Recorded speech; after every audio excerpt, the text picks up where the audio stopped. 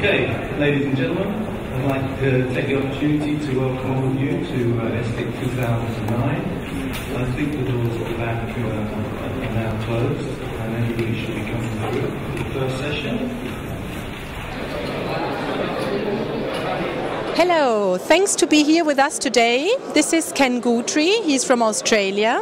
He runs the Renewable and Distributed Energy Program of Sustainability Victoria, an agency in Australia.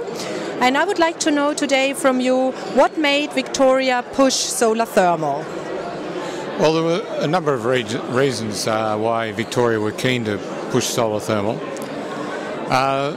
In the first instance, about 20% of household greenhouse emissions come from hot water. So it was an area that was already available, there was technology there, and the government saw that would be a good thing to push. Secondly, it also provides a substantial number of jobs spread throughout the community. There's more work in installing a solar water heater. Whilst that adds additional cost, that will pay for itself over time. And so that gets the benefits out wider in the community with jobs, whereas when you use conventional fuels, that goes to a very capital-intensive industry rather than a labour-intensive industry. And thirdly, there was the information that we had from feedback from residents in Victoria was that they were very accepting that there was a technology that they were quite happy to take up and quite positive about. So Victoria seems to be the first state in Australia that implemented a solar obligation. How does it work and how are the first results?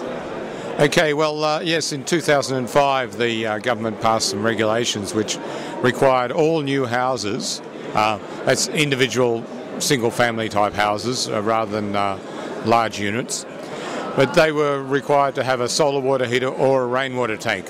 Now, they were both sustainability issues, and water, as you may be aware, is a big issue in Australia, as is energy. And so it was decided rather than requiring at the first stage both in new houses, they would require solar water heater or a rainwater tank. Now, the majority of new houses now have solar water heaters, somewhere in the order of 60 to 70%.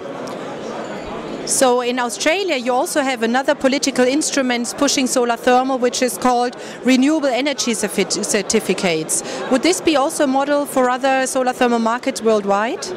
Yeah, look, the Renewable Energy Certificate is a tradable certificate coming from the mandatory renewable energy target, which is basically there for electricity, but it allows solar water heaters to be included as an electricity or as a way of reducing electricity consumption rather than electricity supply. It's working quite well. It's got the certificates are trading at a fairly good price and fairly constant level, and giving a good amount of support for people who install solar water heaters.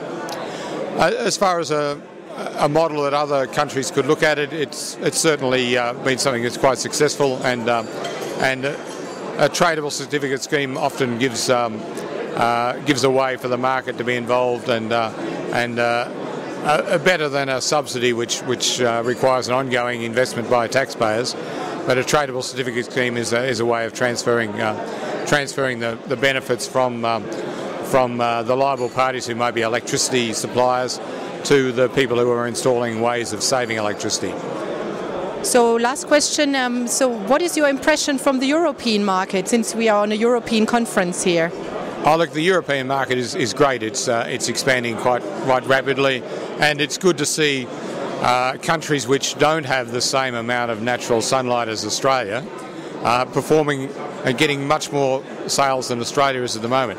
It's certainly something that we should be taking a role and taking the model from Europe and learning from each other. Particularly you see what's happening in the market in Germany, where you're getting good quality systems that are not only providing hot water but also providing house heating. It's great to see that happening. Okay, thank you so much. Thank you.